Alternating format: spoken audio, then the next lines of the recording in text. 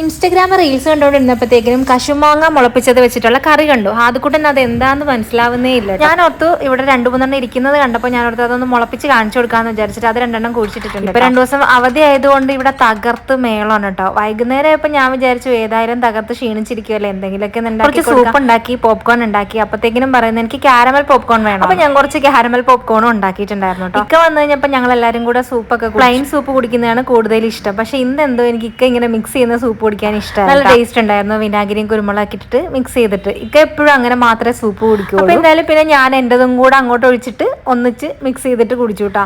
പല ചട്ടി കുഴിച്ചിട്ട് കശുവണ്ടിയൊക്കെ ഒരു ചട്ടി ഒഴിച്ച് ബാക്കി എല്ലാം ഉമ്മി ഒറ്റ ചട്ടിയിലേക്ക് മാറ്റിയപ്പോഴത്തേക്കിനും ആകെ ഒരെണ്ണമാണ് കേട്ടോ മുളച്ച് കിട്ടിയത്. ബാക്കിയെല്ലാം എവിടെയോ ആയി പോയിട്ടുണ്ട്. അപ്പൊ അതാ ഇത്തിരി മൂത്ത് പോയിട്ടുണ്ട്. എന്നാലും ഞാൻ അതെടുത്ത് ഹാദുക്കുട്ടന് കൊടുത്തു കേട്ടോ.